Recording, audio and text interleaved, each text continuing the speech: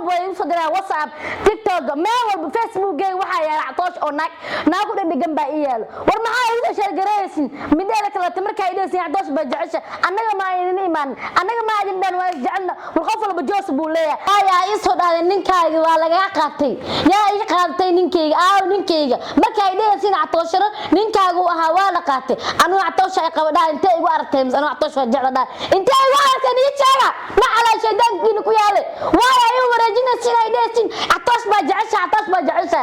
waa ii qaldantiin Soomaaliyeed iga dhamaada hal iga leexdo aniga mustaqbal baan leeyahay hadaf baan leeyahay ninkaas bad buu dhax dawaalanaya anigu bad ma ku dhax dawaalanay banaanka ka jooga suuqa yaa liga xirin suuqa baa iga xiraysaani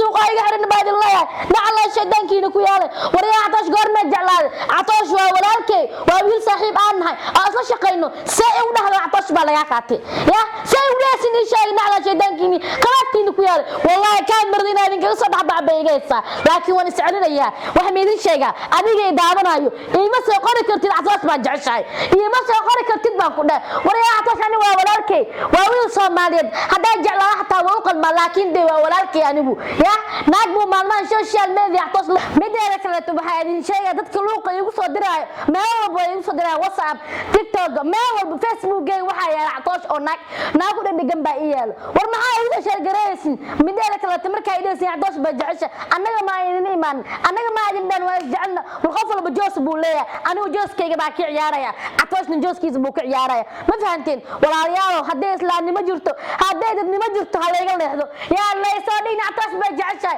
Catoosh baa yaa la soo dhin nala shaydaankiina ku yaale kalka badan waxa ka keenay kuleelka anigana qaylada waxa iga keenay kuleelka igu weysan xaraani maalin seexan waa meel waxa ii hor yaalabo fiidiyada waa ii hor yaalo kan inta fiidiyo Catoosh kaaga waa laga qaatay aniga Catoosh isku ma jeedin hadda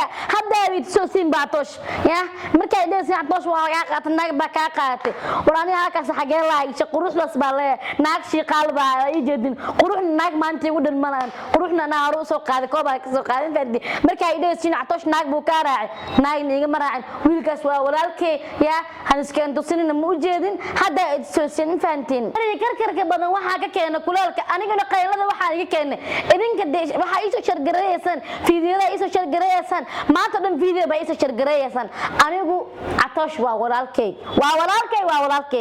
ani Catoosh ma jeedin hadda maanta ibsaysan idinka ma ogi laakiin shalay Catoosh kuma jeedin hadda aniga waa isla shaqeynaa dadna waa isla shaqeeyaan waligood waa isla shaqeyn jireen iska dhigan jireen ani Catoosh waa walaalkay haddii aan guursado xataa waa nin rag ah maanta nin rag wixii lagu qaadan lahaa kale waa ku qaadan lahaa waa nin qurux badan waa nin ishaag laandheera oo eeli ah sababta maanta u diiday maxay waa nin muslim ah oo shantii salaad tukanayo marka Catoosh adeesin Catoosh waa nin muslim ah waa wiil qurux badan oo Soomaaliyeed way aan ku diido sabab ku diiday male laakiin hadda waa walaalkay wali ismaan damcinaaniyaasi dadka hadda igu soo jeedinooyin hadda Catoosh guursado ama hadda Catoosh maanta aan damco ya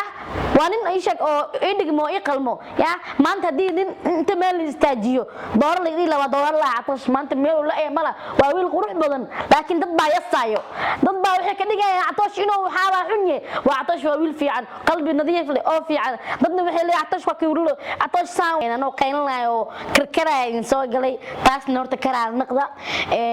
marka waa isla joognaa inta idin kaga tagayaa saas iyo nabadgeliyo mar walbana waa idin la joogaa waa soo codsan kartiin waa xaartiin waa soo dalban kartiin waa idin madadaalinayaa hadda kadibna waxaa isla joognaa commentigiina dhiirigelin buu ii yahay faantiina xawluul waxa iska soo gaarnay guntii gabagabadii maanta anoo karkarsan baa idin soo galay garaal naqda 114 kuraal naqda anoo idin jeclaa asxaabteeda tihiin laakiin xumaanta ay raadinaysaan iga dhaaf waa idin barya waxaas meel ku xira maanta meesha aan ku akaadaan waxaas kitid ani waa idin jeclahay waxaan iga daawanaysaan durdur media meel walba aad joogtiin waa idin salaamaya commentigiina dhiirigelin buu ii yahay hadda kadibna waxaan idin noqon doonaa madadaaliyo sidaas iyo nabadgeliyo qalliinku uu yahay mid fudud oo dadka aan dib u keenaynin shaqooyinkooda joogtada ana ay qabsan karaan haddii aad tahay ruux la dhiban baabasiirka ma ogtahay in markii u horeysay wadanka la keenay qalliin leysara oo baabasiirkiiyo fiistulaha lagu daweynayo waxa uu Samakaal Hospital bilaabay qalliimada casriga ah ee leysarka baabasiirka oo uu fulinayo Dr. Saif oo ah dhakhtar in badan ku guda jiray hawshaas haddaba kaalay oo hel qalliin casri ah iyo shaqadaada oo aadan ka baaqanin iyadoo baabasiirkiina xal aad ka gaartay.